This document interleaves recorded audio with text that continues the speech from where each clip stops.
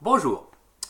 Que s'est-il passé au premier trimestre? On espérait mieux avec un départ en fanfare en janvier avant une sévère correction début février. Du coup, le premier trimestre boursier se solde par des reculs sur à peu près tous les marchés. Le S&P 500 perd ainsi 1,6% depuis le début de l'année, sa première performance trimestrielle négative depuis le troisième trimestre 2015. Et depuis son pic du 26 janvier, il cède 8,5%. Le stock 600 en Europe a abandonné 4,7% sur les 3 premiers mois de 2018, son plus mauvais trimestre depuis 2 ans. Et le CAC 40 a cédé 2,73%, sa plus mauvaise performance en 3 mois, moins 3% depuis la mi-2016.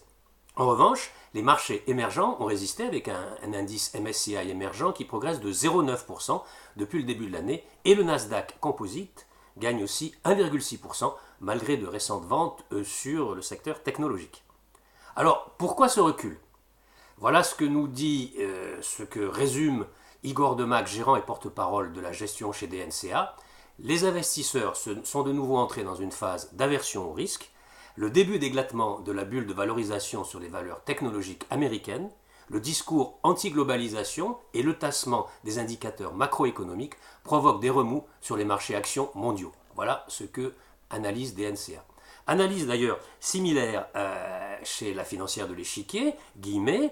La première correction début février a été directement liée à la question inflationniste, vous vous souvenez, avec une hausse surprise des salaires américains qui, en entraînant une violente réaction des marchés, aura au moins eu le mérite d'ancrer définitivement cette problématique dans l'esprit des investisseurs. On en a souvent parlé. D'autre part, deux risques absents des débats en 2017 ont de nouveau émergé. D'abord le risque micro, avec le secteur de la technologie, qui a lourdement pesé sur les marchés fin mars. Ensuite et surtout, le risque politique et géopolitique, essentiellement concentré sur la figure de Donald Trump et ses volontés protectionnistes. Il s'agit toutefois jusqu'ici davantage de posture, concernant M. Trump, que d'actions propres à enrayer la dynamique de l'économie mondiale, estime la financière de l'échiquier. Le deuxième trimestre s'ouvre certes sur une incertitude sur le rythme de l'activité économique aux États-Unis et en Europe. Après une croissance meilleure qu'escomptée au quatrième trimestre 2017, eh bien, la progression du PIB américain devrait avoir ralenti sur les 3 premiers mois de 2018.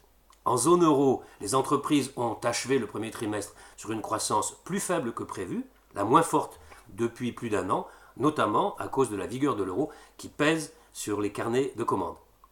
Les récents indices PMI ont aussi nourri des craintes sur l'activité en Europe.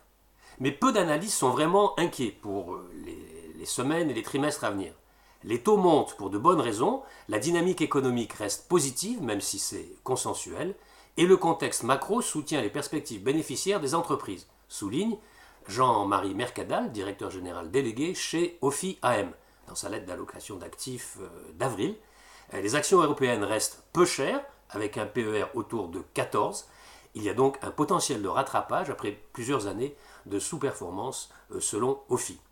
Enfin, pour Pascal Blanquet, CEO d'Amundi, Guillemet, il faut garder le cap malgré les bruits de marché, car nous bénéficions, Guillemet, toujours de perspectives de croissance mondiale synchronisées, même si elles plafonnent. Alors, dans cet environnement, je vous souhaite de bons trades et vous dis à très bientôt pour de nouvelles news du chalet. À bientôt.